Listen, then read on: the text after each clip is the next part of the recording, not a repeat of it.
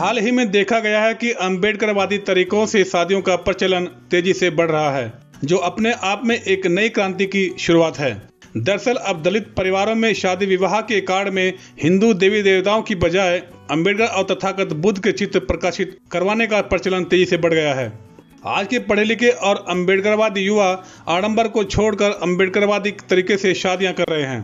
बाबा साहेब आम्बेडकर भारतीय संविधान को साक्षी मानकर संदीप उमरकर को अपना पति स्वीकार करती हूँ। दरअसल राजस्थान, मध्य प्रदेश, हरियाणा, उत्तर प्रदेश, बिहार व गुजरात इत्यादि में यह प्रवृत्ति काफी तेजी से बढ़ रही है। इसकी शुरुआत शादी के कार्डों में आ रहे बदलाव से देखी जा सकती है, तो वहीं बहुजन चिंतक इस बदलाव को अत्यंत सकारात्मक और अच्छा संकेत मानते हैं। उनका कहना है कि दलित समुदाय के सामूहिक विवाह सम्मेलन के आमंत्रण पत्र पर तथागत बुद्ध व बाबा साहेब डॉक्टर भीमराव अंबेडकर के चित्र पहुंच चुके हैं। हमें इस शुरुआत का सहयोग करना चाहिए और उम्मीद है आगे इससे भी अच्छा होगा। अगर हमने पुरोहितों के पाखंड में उलझे लोगों के इस कदम की आलोचना की तो वो वापस उसी रूढ़िवादी के अंधे कुएं में जा गिरेंगे, जहाँ से निकलने को वे प्रयासरत हैं। उनका मानना है कि किसी न किसी समय और जगह से तो शुरुआत करनी ही होगी। रुकने के बजाय छोटे छोटे कदमों से ही सही, परंतु चलना तो होगा।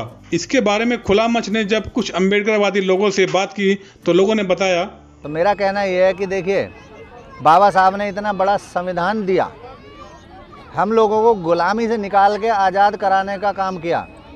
जो हम दुनिया भर के अंधविश्वास पाखंड में घिरे हुए थे और उस अंधविश्वास के कारण हमारे पारिवारिक स्थिति दर से बदतर होती जा रही थी। हम लोग कुरीतियों में घिरे पड़े थे। बाबा साहब ने संवैधानिक माध्यम से हमको ये उनके योगदान ये रहा कि हमें उस कुरीतियों से निकाल के आज इस लायक बनाया कि हम सूट बूट में आपके सामने बैठे हैं। और हमारे साथी न केवल वकील, जज, IAS, PCS तक हो गए हैं, डॉक्टर हमारी कई बेटियां हैं, बेटे हैं।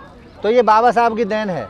और जब बाबा साहब की देन है और हम शादी ब्याह क्या, मैं तो कहता हूँ हर अनुष्ठान में जो भी अनुष्ठान हम कराते हैं, चाहे वो गृह प्रवेश हो, चाहे बच्चे का नामकरण हो, चाहे कुछ भी खरीद फरोख्त हो या परिवार में कोई खुशी हो, तो हमें बाबा साहब को याद करना चाहिए और उन्हीं के माध्यम से हम अपने पूज्य भंते जी को बुलाकर और अपना वो जो भी अनुदान है उसे पूरा करें और बाबा साहब को याद करें हर परिस्थिति में।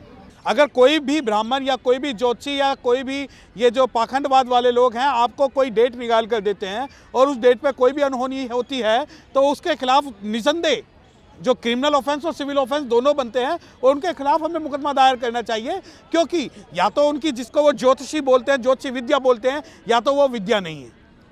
अगर वो विद्या है तो उसके कोई सर्टन पैरामीटर्स होंगे और अगर कोई सर्टन पैरामीटर्स हैं तो उस पैरामीटर्स को फेल होने पर जिसको हमने पैसा दिया है वो हमें पैसा रिटर्न करेगा, रिम्बर्स करेगा। अगर नहीं करता तो उसके खिलाफ निसंदेह कानूनी कार्रवाई होनी चाहिए। समाज जो है एक दूसरे को देख करके मतलब अम्बेडकरवाद से शादी करने के विचार सोच रहा है। जो ब्राह्मणवाद जो है या अंधभक्त जो बने हुए हैं वो भी बाबा साहब के शरण में आ रहे हैं और शादी वगैरह जो बाबा साहब के रूप में ही कर रहे हैं, बाबा साहब के उसमें शरण में कर रहे हैं। अच्छा मानते हैं कि हाँ, हम ब्राह्मणवाद से बाहर निकल रहे हैं। वो जो झूठा हमें प्रलोभन देते हैं उनसे बाहर निकल रहे तो अच्छी बात है। दूसरा मैं ये कहना चाहता हूँ कि अगर लक्ष्मी के पूजने से धन आता है तो ब्राह्मण लोग पढ़ाई क्यों करते हैं, या हमें पढ़ाई करने की क्या जरूरत है? हम लक्ष्मी की आरती उतारते रहें, उसी से धन आ जाएगा। अगर सरस्वती की पूजा करने से अगर ज्ञान आता है तो ये विश्वविद्यालय, कॉलेज, स्कूल बनाने की जरूरत क्या है? ये सब अंधविश्वास है। आज के समय की मांग है कि हम प्राचीन परंपराओं को नकार दें जिनके हमारे जीवन में कोई औचित्य नहीं है। हमें पाखंडी रूढ़ियों व मान्यताओं को छोड़कर वैज्ञानिक, तार्किक, बौद्धिक व आधुनिक रीतियों को आगे बढ़ाना होगा। लोग मानते हैं कि बहुजन समाज में तेजी से बदलाव आ रहा है।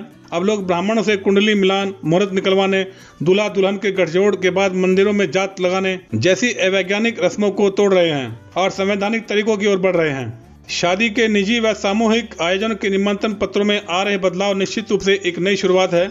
इसे भीम युग के आगाज के रूप में लिया जा सकता है। ब्राह्मणवादी रीति रिवाज जन्म से मृत्यु तक और मृत्यु के बाद भी पिंड नहीं छोड़ते, परंतु अब लग रहा है कि आधुनिक भारत के बहुजन युवा इस मनु समर्थित ब्राह्मणवाद का पिंडदान करके ही दम लेंगे। खुला मंच के लिए जयराम की रिपोर्ट।